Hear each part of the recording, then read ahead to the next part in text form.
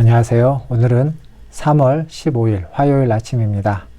오늘도 하나님의 말씀으로 하루를 시작하겠습니다. 오늘 말씀은 레위기 10장 1절에서 11절까지 말씀입니다. 제가 읽겠습니다. 아론의 아들 나답과 아비후가 각기 향로를 가져다가 여호와께서 명령하시지 아니하신 다른 불을 담아 여호와 앞에 분향하였더니 불이 여호와 앞에서 나와 그들을 삼키매 그들이 여호와 앞에서 죽은지라. 모세가 아론에게 이르되 이는 여호와의 말씀이라. 이르시기를 나는 나를 가까이 하는 자 중에서 내 거룩함을 나타내겠고 온 백성 앞에서 내 영광을 나타내리라 하셨느니라. 아론이 잠잠하니 모세가 아론의 삼촌 우시엘의 아들 미사엘과 엘사반을 불러 그들에게 이르되 나와 너희 형제들을 성소 앞에서 진영 밖으로 메고 나가라 하매 그들이 나와 모세가 말한 대로 그들을 옷 입은 채 진영 밖으로 메어내니 모세가 아론과 그의 아들 엘르아살과 이다말에게 이르되 너희는 머리를 풀거나 옷을 찢지 말라.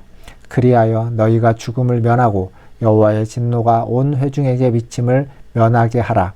오직 너희 형제 이스라엘 온 족속은 여호와께서 치신 불로 말미암아 슬퍼할 것이니라. 여호와의 관유가 너희에게 있은즉 너희는 회막문에 나가지 말라. 그리하면 죽음을 면하리라. 그들이 모세의 말대로 하니라. 여호와께서 아론에게 말씀하여 이르시되 너와 내 자손들이 회막에 들어갈 때에는 포도주나 독주를 마시지 말라. 그리하여 너희 죽음을 면하라. 이는 너희 대대로 지킬 영영한 규례라. 그리하여야 너희가 거룩하고 속된 것을 분별하며 부정하고 정한 것을 분별하고 또 나 여호와가 모세를 통하여 모든 규례를 이스라엘 자손에게 가르치리라. 아멘. 오늘 이 말씀은 레위기에 기록되어 있는 가장 안타까운 사건에 대한 말씀입니다.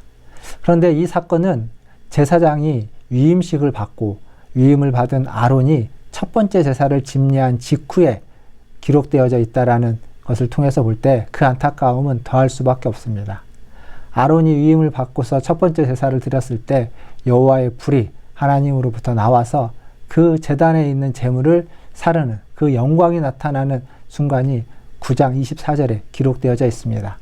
그런데 10장으로 넘어와서 10장 2절에 보면 똑같이 불이 여호와께로 나와서 나답과 아비후 그 죄지은 자를 심판하는 심판의 불로 진노의 불로 제시되고 있습니다.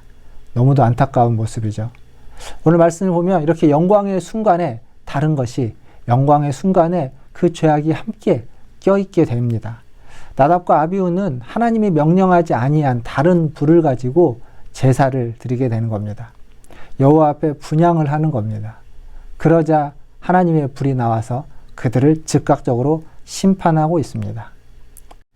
하나님께로부터 나온 같은 불이지만 전혀 다른 의미로 쓰여지고 있는 불이죠. 하나는 영광의 불, 하나는 진노와 심판의 불입니다. 즉 하나님의 말씀을 따라 정도로 가게 되면 그 길에서 하나님의 영광의 불을 만나게 될 것입니다.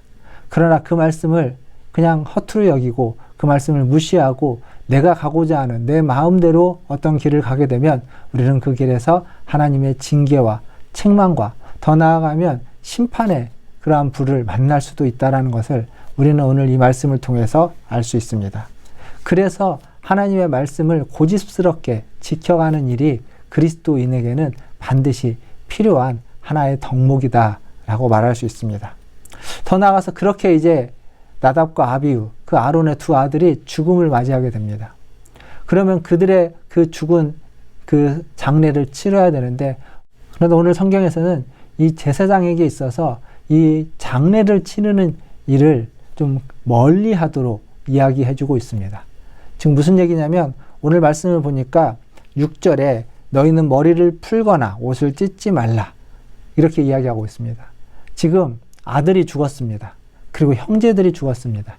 그런데 그들에게 모세는 뭐라고 이야기하냐면 슬퍼하지 말라라고 말하고 있는 겁니다. 사람이 죽으면 슬퍼하는 일은 인지상정입니다. 그런데 지금 제사장에게는 그 슬픔을 허락치 않고 있습니다. 즉 제사장은 지금 이렇게 하나님 앞에서 범죄하면서 하나님 앞에서 죄를 범한 그들로 인해서 슬퍼할 것이 아니라 그 죄로 말미암아서 이스라엘 백성이 멸망하는 것을, 더 많은 이들이 그 심판을 당하고 책망을 받는 것을 막아서야만 하는 그러한 중재자 역할을 해야만 하기 때문에 슬퍼하지 않도록 했고 그 장례에 참여하지 못하게 했습니다. 대신 이 장례는 그의 사촌들을 통해서 장례를 정리하게 했죠. 시신에 접근하지 못하도록 했습니다. 죽음을 애도하는 것을 금지시켰습니다. 즉 제사장으로서 거룩함을 유지하기 위해서 가족의 죽음에도 흔들리지 않도록 했던 겁니다. 그러나 더 큰 의미는 그들이, 제사장들이 가족의 죽음에 슬퍼하고 안타까워함으로써 하나님의 심판이, 하나님의 징계가 백성들에게 왜곡될까봐, 하나님의 그 심판이 잘못 이해될 수 있을지도 모르기에 그러지 않도록 하나님의 심판을 백성들에게 정확하게 인지시키기 위해서 그들의 사사로운 감정을 제하도록 이야기했다라는 겁니다. 참 힘든 자리입니다. 제사장이라는 것, 제사장의 그 가족이라는 것은 굉장히 힘든 일입니다.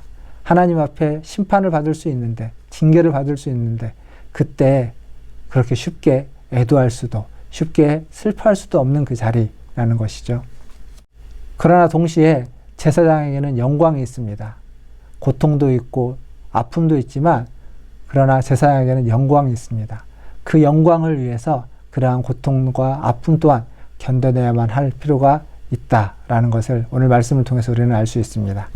그리고 이어지는 말씀을 보면 이 마지막 부분에 회막에 들어갈 때에는 포도주나 독주를 마시지 말라라고 이야기하고 있습니다. 즉 거룩함을 지키기 위해서 그들이 절제해야만 할 것이 있다라는 것을 말해주고 있습니다. 어찌 보면 이 나답과 아비후가 포도주와 독주를 마셔서 분별하지 못하고 엉뚱한 불을 가지고 분향했다라는 것을 이 말씀을 통해서 우리가 유추해 볼 수 있습니다. 얼마든지 추측 가능한 이야기입니다. 그렇게 함으로써 그들이 심판을 당한 거죠. 그래서 이야기하는 겁니다. 포도주나 독주를 마시지 마라. 그래서 온전한 정신으로 선악을 분별할 수 있는, 그래서 거룩함과 속된 것을 분별하고 정한 것과 부정한 것을 분별하여서 하나님 앞에 나아갈 수 있도록 제사장에게 그것을 금기하고 있습니다. 이렇게 절제하는 것은 왕같은 제사장이 되기 위해서, 하나님의 백성으로서, 하나님의 제사장으로서 살아가는 데 있어서 꼭 필요한 덕목이다라고 이야기할 수 있습니다. 절제는 필요합니다. 어떤 상황에서든지 절제하고, 어떤 상황에서든지 하나님이 원하시는 것이 무엇인지를 분별하고, 거기에서 하나님의 뜻대로 살아가기 위해서는 무엇이 거룩하고 무엇이 속된 것인지, 무엇이 정하고 무엇이 부정한 것인지를 분별해내야 됩니다. 그러려면 절제할 수 있어야 됩니다. 절제가 있을 때 바른 분별을 할 수 있습니다. 사랑하는 성도 여러분, 오늘 하루도 하나님 주신 은혜로 하루를 살아가십시오.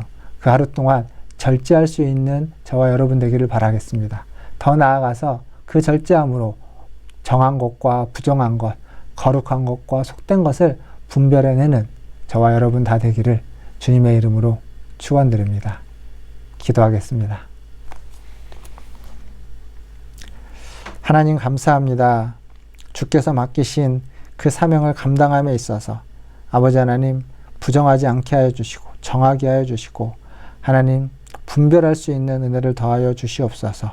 거룩한 것과 속된 것을, 정한 것과 부정한 것을 바르게 분별하여서 하나님이 맡기신 책무를 다 감당할 수 있는 그런 하나님의 자녀들 되게 하여 주시옵소서. 하나님 이 나라를 아버지 하나님 불쌍히 여겨주시고 하나님 이 나라 가운데 자비와 긍휼을 베풀어 주시옵소서.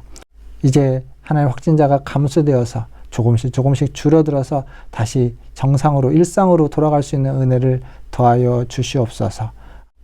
하나님 우리 성도들을 기억하여 주시고 우리 성도들의 삶과 또 그 가족들, 자녀들 속에서도 하나님 이 코로나로 인해서 어려움 당하지 않도록 아버지 하나님께서 보호하여 주시고 지켜 주시옵소서. 더 나아가서 하나님 이 땅에 또 산불로 인한 이재민들이 있습니다. 주님 그들이 잘 회복될 수 있도록 구애의 손길을 펼쳐주시고 자비와 긍휼을 베풀어 주시옵소서. 또 우크라이나 땅에 아버지 하나님 전쟁으로 인한 피난민들이 있습니다. 하나님 그 죽음과 아버지 하나님 그 두려움 속에 있는 수많은 사람들이 있습니다. 주여 그들을 불쌍히 여겨주시고 속히 그 땅에 주님의 평화를 허락하여 주시옵소서. 우리 성도들 개개인의 삶 속에서도 주님의 평안이 있기를 원합니다. 주님의 이 선하신 인도하심이 있기를 원합니다.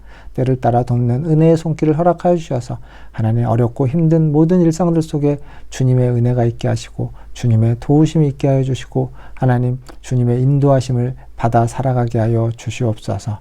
모든 것을 주의 손에 의탁하며 우리 구주 예수님의 이름으로 기도하옵나이다. 아멘. 사랑합니다. 축복합니다. 또 내일 아침에 뵙겠습니다. 샬롬.